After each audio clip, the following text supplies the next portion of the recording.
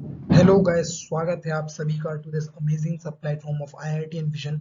Basically इस platform पे आज से हम एक न्यू सीरीज चालू कर रहे हैं, लास्ट मिनट रिवीजन सीरीज, जो कि आपके जेई मेंस 2024 के जनवरी शिफ्ट के लिए बहुत ज़्यादा इंपॉर्टेंट हुआ।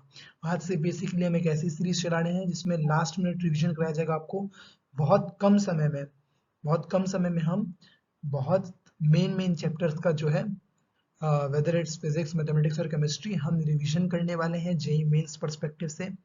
तो आज का जो हम लोगों ने टॉपिक ले रखा है वो है थर्मोडायनेमिक्स फिजिक्स का एक बहुत ही इंपॉर्टेंट चैप्टर, जो कि जेई मेंस में 2024 में उसके क्वेश्चंस के आने की प्रोबेबिलिटी बहुत ज़्यादा है। So let us start the revision of thermodynamics. ऐसे करके आगे और भी वीडियोस आती रहेंगी इसी चैनल पर, जिसमें हम लोग लास्ट मिनट रिवीजन करेंगे बहुत ही कम समय में, प्रॉब्लम्स के थ्रू, इंपॉर्टेंट प्रॉब्लम्स के थ्रू करेंगे और कंसेप्ट का भी रिवीजन किया करेंगे। तो चलिए, तो फिर आज थर्मोडायनेमिक्स रिवीजन किया जाए स्टार्ट।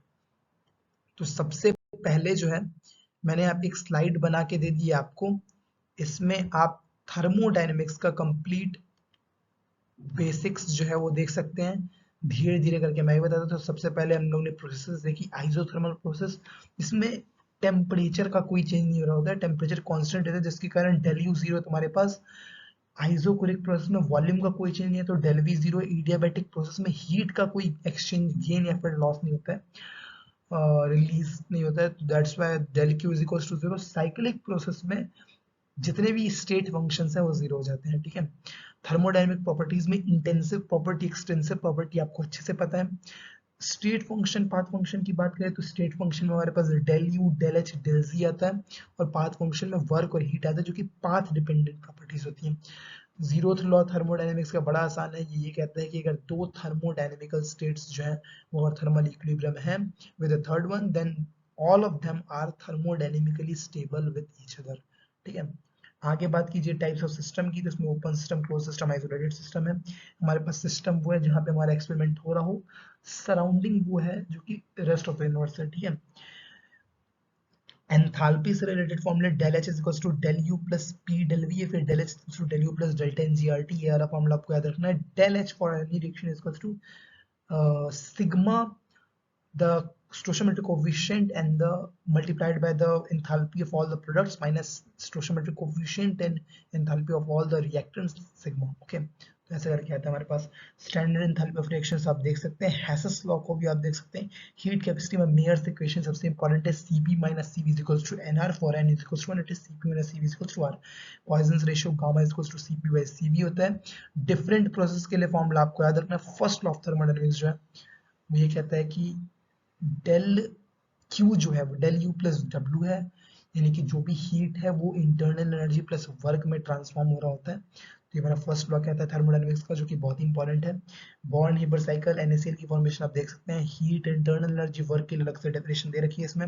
फर्स्ट लॉ सबसे इंपॉर्टेंट है कि डेल क्यू जो है वो डेल यू प्लस डब्ल्यू होगा बेसिकली, ठीक है। और साइन कन्वेंशन आपको याद रखना है कि हीट एब्सॉर्ब पॉजिटिव होगा and heat evolved negative होगा, work done by the system must be positive and work done again on the system will be negative। और भी कुछ इंपॉर्टेंट फॉर्मूले हैं, वर्क के फॉर्मूले, एंट्रोपी का formula, integral D Q by T, ये सारी चीजें, gives free energy del H minus T del S और minus N of E naught cell. तो ये सारी चीजें आपको याद रखना है। स्पॉन्टेनियस सिस्टम के लिए डेल जी लेसर देन जीरो होता है। तो बहुत ही मेन मेन चीजें आपको दे रखी है, मैंने इसको शॉर्ट बता दी, ये आपको दे रखा है इस पीपीटी में। आप इसको अच्छे से देख लें, इसका स्क्रीनशॉट ले लें और आप इसको रिविजन कर लें। उसके बाद हम प्रॉब्लम्स के थ्रू मेनली इस लेक्चर में रिविजन करने आए हैं। तो चलिए प्रॉब्लम्स को देखा जाए। तो पहला प्रॉब्लम जे मीन्स 2023 का हमने ले रखा है, बहुत ही प्यारा प्रॉब्लम है। The pressure P1 and density D1 of a diatomic gas where gamma is 7/5 changes suddenly to P2 and D2 respectively during an adiabatic process. The temperature of the gas increases and becomes dash times of the initial temperature, यानी कि temperature का relation देना। D2 by D1 हमें 32 दे रखा है। तो we know that PV की power gamma is equals to constant for any adiabatic process, so P1 V1 की power gamma is equals to P2 V2 की पावर गामा। हम जानते हैं डेंसिटी जो है मास बाय वॉल्यूम होता है, तो फिर वॉल्यूम की जगह मास बाय वॉल्यूम डालेंगे, so it will be I mean volume की जगह मास बाय डेंसिटी डालेंगे, so it will be about P1 upon D1 की power gamma is equals to P2 upon D2 की पावर गामा। सो वहां से ये बन जाएगा P1 by P2 is to D1 by D2 की power gamma. so that will be 1/32 की power 7/5 which will be equals to 1/128. P1 by T2 is equals to P1 V1 over 1 P2 V2, तो वहां से आपका ये relation आ जाएगा, ठीक है। Now if we talk about next question, ये भी जेएमएस 2023 का पूछा गया सवाल है। At a certain temperature, the degrees of freedom per molecule for a gas is that the gas performs 150 joule of work. When it expands under constant pressure, the amount of heat absorbed by the gas will be equals to, so work दे रखा है जो कि nRT होगा, which will be equals to 150 joule. Now we are required to find the value of heat absorbed by the gas, so it will be F by 2 plus 1 nRT. Values रखेंगे, आ जाएगा answer, ठीक है।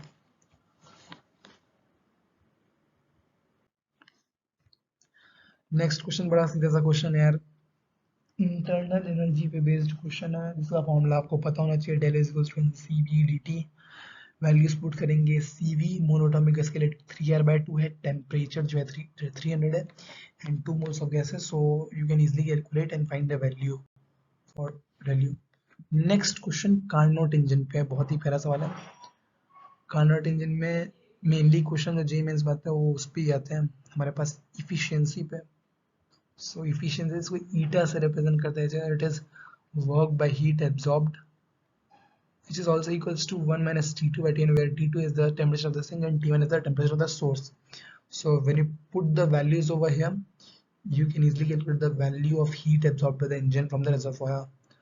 So efficiency पे base सवाल basically आते हैं, eta पे base सवाल आएंगे कार्नोट इंजन से, ठीक है। तो ये इस कंसेप्ट पे भी सवाल हो गया हमारे पास। Next question first law of thermodynamics पे है, जिस पे बहुत सारे सवाल पूछे जाते हैं। Even I have taken a single question from that, so that you can understand and do practice over that, and many more questions you can also practice. I will give the link of the PYQs, you can practice, okay, so that it will be helpful for you for the final day, okay। यहाँ पे क्या है, mono atomic gas performs a work of Q/4 where Q is the heat supplied to it, the molar heat capacity of the gas. So del Q जो है वो del U plus W होगा, which is the first law of thermodynamics। यहाँ पे internal energy 3/4 times of the heat absorbed दे रखा है हमें, तो हम वही चीज यहाँ पे बेसिकली लगा देंगे। सॉरी वर्क जो है यहाँ पे वो इतना दे रखा था, या work, so this will not be U, this will be work। So work is equals to 3Q/4, यानी कि जितना हीट एब्जॉर्ब किया उसका 75% वर्क किया सिस्टम ने, यानी कि इंटरनल एनर्जी में चेंज सिर्फ 25% का होगा, 75% तो सिस्टम ने वर्क ही कर दिया जितना हीट एब्जॉर्ब किया था। सो हम Q is equals to U plus del Q is equals to del U plus W लिखेंगे, where W is 3Q/4, तो उस तरफ जाएगा तो 3Q/4 बन, आई मीन ये एक्चुअल में U ही था, Q/4 वर्क किया था तो मैंने उस तरफ लेके चला गया इसको, तो Q minus Q/4 will be equals to 3Q/4, तो कुछ इस करके आया था हमारे पास ये। तो उसके बाद फिर आप 3Q/4 डाल देंगे यहाँ पे, फिर U की वैल्यू NCV dt होती है, और जहाँ पे CV की वैल्यू 3R/2 होगा फॉर अ मोनोटॉमिक गैस, और Q को हम NC dt लिख सकते हैं, where N is the number of moles, that is change in temperature, and C is the molar heat capacity of the gas, okay। So वहां से C जो है वो 2R आ जाएगा, when you solve it you can easily get the value of that। Coming on to the next question, बहुत ही प्यारा question है ये भी एडियाबैटिक प्रोसेस पे, मतलब कि बेसिकली एडियाबैटिक प्रोसेस ये बहुत ही फेवरेट टॉपिक है जेईई मेंस के, यहाँ से सवाल आ रहे होते हैं, तो इसके सारे इंपॉर्टेंट रिलेशंस आपको याद होने चाहिए। पीवी की power gamma is equals to constant, यहाँ पे देखो गामा की वैल्यू 1.5 दे रखी है, यानी कि ये बेसिकली एक मोनोटॉमिक गैस है, और I mean mono atomic gas नहीं है, गामा 1.5 में भी यानी गैस 5/3 होती है बेसिकली वहाँ पे।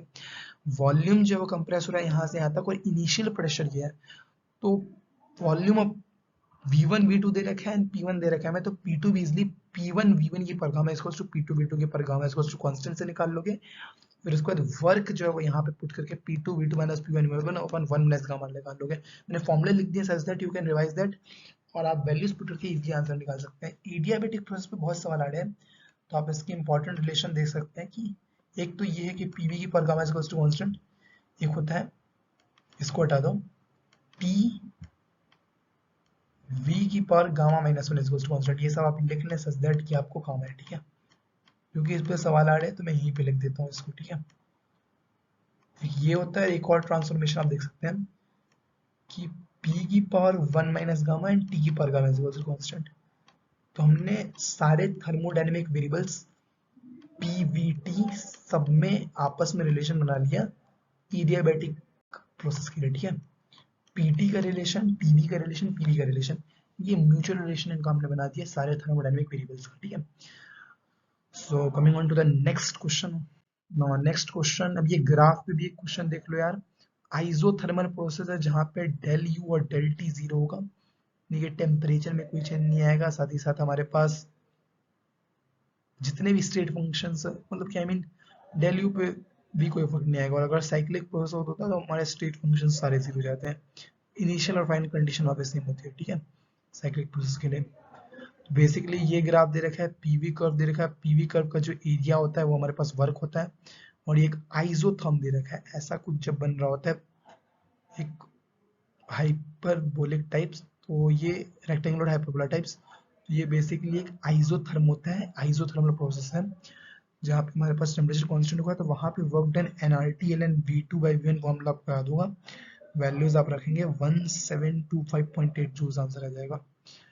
नेक्स्ट क्वेश्चन जो है ये भी जेईई मेंस 2022 का ही प्रॉब्लम है, आप इसको ट्राई करें, बहुत ही प्यारा प्रॉब्लम है, अलग से कुछ डेरिवेशन मांग रहे हैं और आपके बेसिक्स को टेस्ट करने वाला है थर्मोडायनामिक्स के, और इस टाइप के सवाल आपको आपके फाइनल डे एग्जामिनेशन में देखने को मिलेंगे, मतलब इन्हीं कंसेप्ट पे बेस्ड प्रॉब्लम। तो ऐसे ही आगे और भी चैप्टर्स की रिवीजन वीडियोस आती रहेंगी, आप इस चैनल को आई.टी विजन को फॉलो करें, सब्सक्राइब करें, लाइक और शेयर करें, सच दैट कि आप इन वीडियोस को मिस ना कर पाए और आप लास्ट मिनट रिवीजन क्वेश्चंस के थ्रू और कंसेप्ट के थ्रू आराम से कर सकें, ठीक है। Thank you guys.